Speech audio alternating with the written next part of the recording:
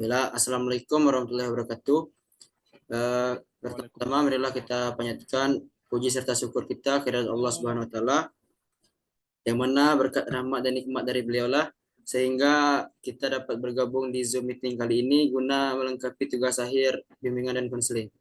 Salawat beserta salam tak lupa pula kita hadiahkan buat junjungan Nabi besar kita yakni Nabi Muhammad SAW dengan mengucapkan Allahumma shalli ala sayyidina Muhammad wa ala ali sayyidina Muhammad. Sebelumnya perkenalkan nama saya Nabil Zimki Anugrah, NIM 22087045 dari Prodi Pendidikan Kepelatihan Olahraga. Uh, Sebelumnya boleh diperkenalkan dulu Pak, nama asal sekolah diajar Pak.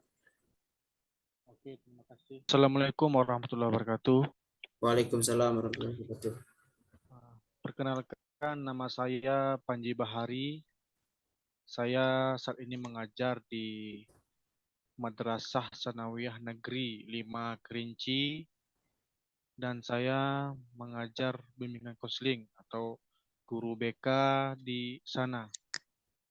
Sasaran saya itu kelas 7, 8, dan 9. Itu Nabil. Terima kasih Pak.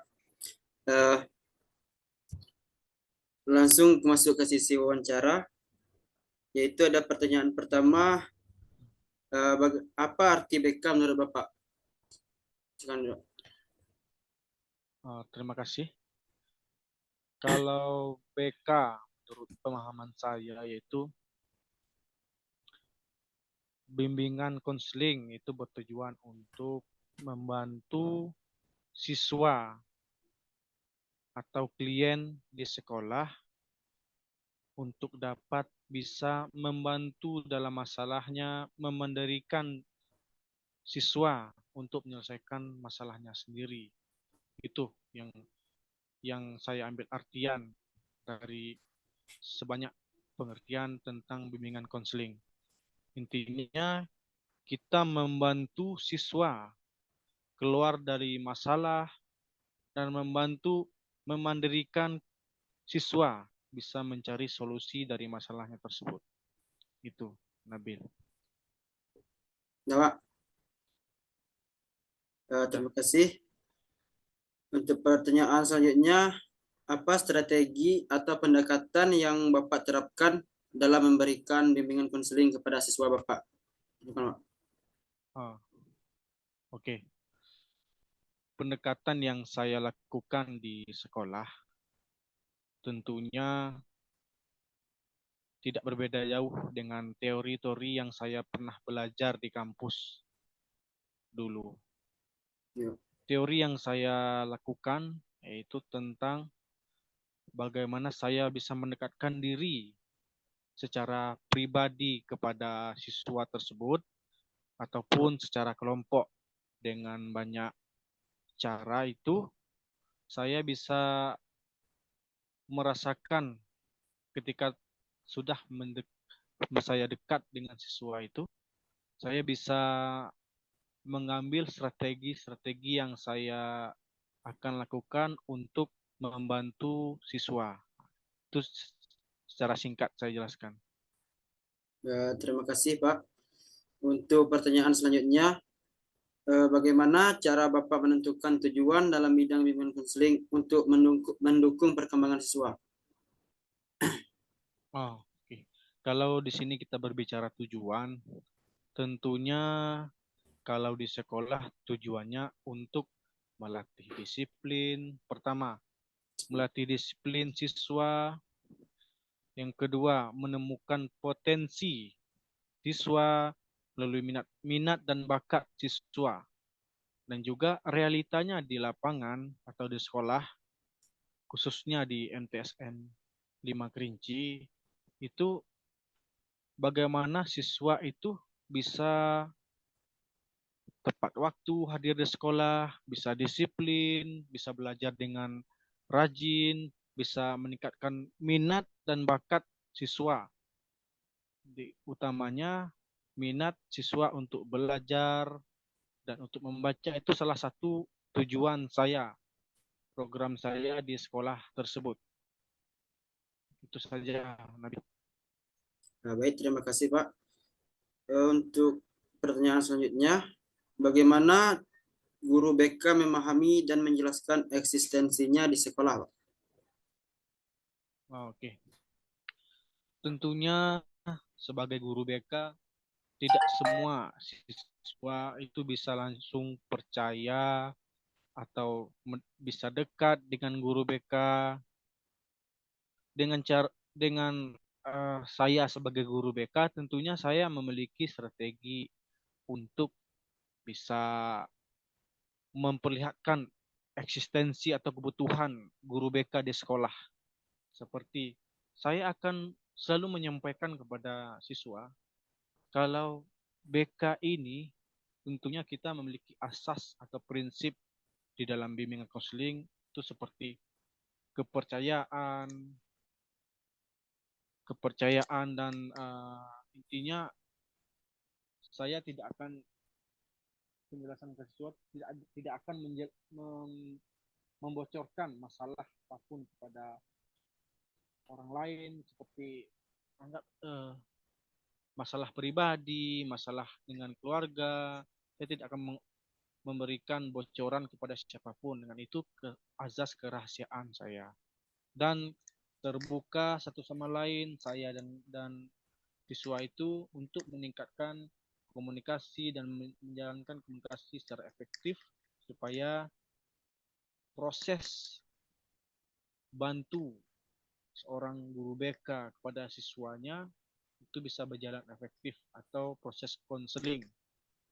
Dan banyak lagi yang saya sudah lakukan itu melalui bimbingan kelompok, konseling kelompok, tetapi memang di tingkat MTS ini tidak terlalu efektif kalau menurut saya. Ya, karena kan ada keterbatasan dari seorang siswa itu untuk menyampaikan pendapat ketika salah satu layanan yang saya sampaikan, layanan yang saya lakukan kepada siswa itu mengalami hambatan. Tuh, masih ada hambatan yang terjadi ketika saya memberi layanan, tetapi tetap saja eksistensi saya bisa saya pertanggungjawabkan di sekolah itu. Baik Pak, terima kasih. Untuk pertanyaan selanjutnya, apa jenis layanan bimbingan konseling yang paling umum yang Bapak berikan kepada siswa? Jenisnya Pak. Oh, jenisnya. Oke, terima kasih. Berkaitan dengan jawaban saya tadi, yaitu tentang jenis layanan. Jenis layanan ada konseling individu, bimbingan kelompok, dan konseling kelompok. Ada juga klasikal. Tapi yang umum saya lakukan di sekolah, di MTS itu, yang pertama konseling individu, yang dimana konseling individu ini merupakan komunikasi antar dua arah saya dan siswa. Saya dan siswa itu bertukar pendapat seperti saya menanyakan apa masalahnya, apa keluhannya di sekolah, apa yang membuat kamu lambat, seperti itulah. Itu salah satu konseling yang saya lakukan. Dan yang kedua ada bimbingan kelompok. Bimbingan kelompok ini merupakan salah satu cara untuk meningkatkan satu yang saya pahami ini menurut saya meningkatkan komunikasi siswa, meningkatkan kepercayaan diri siswa, dan meningkatkan minat siswa untuk belajar. Tetapi memang ada kendala karena untuk pelaksanaan layanan bimbingan kelompok. Karena kan tidak semua siswa itu bisa berbicara bahasa Indonesia dengan lancar. Nah, itu yang kedua. Dan yang ketiga, konseling kelompok. Konseling kelompok juga pernah saya lakukan, tetapi tidak terlalu sering. Bisa jadi sebulan satu kali saya lakukan. 3 layanan itu yang sering saya lakukan. Dan yang keempat itu mengenai tentang layanan informasi. Ketika penerimaan siswa baru, saya diberi amanat dari kepala sekolah itu menyampaikan informasi kepada siswa baru, bagaimana keadaan di sekolah atau kulturnya di sekolah. Itu saya berikan layanan informasi. Jadi 4 layanan yang biasa saya lakukan di MTS. Tapi yang paling sering itu konseling individu. Itu Nabil. Baik, Pak, terima kasih. Mungkin ada satu pertanyaan terakhir, Pak. Bagaimana Ya, Bapak merencanakan dan melibatkan siswa dalam kegiatan pendukung bimbingan konseling di sekolah, Pak? kegiatan pendukung. Ya, Pak. Kegiatan pendukung tentunya kita bekerja sama dengan guru-guru yang lain. Itu sasaran yang harus kita lakukan, pendekatan kita kepada siswa, dan bekerja sama, berkolaborasi dengan guru mata pelajaran, guru wali kelas, dan guru olahraga lah. Soalnya kita ambil contoh guru olahraga ini paling dekat dengan siswa kalau kenyataannya di lapangan. Dengan itu, guru yang kerjasama dengan saya lah, antar kerjasama dapat menemukan siswa-siswa yang bisa membantu, contohnya kita menemukan siswa yang perlu di konseling individu atau konseling kelompok atau bimbingan kelompok. Itu salah satu pendukung dari untuk kegiatan saya. Udah, Pak. Dah itu. Terima kasih, Pak, atas waktunya, Pak. Terima kasih sudah Sama-sama. eh, terima kasih sudah diwawancarai, Pak. Baik, saya akhiri dengan wassalamualaikum warahmatullahi wabarakatuh. Waalaikumsalam warahmatullahi wabarakatuh. Ah,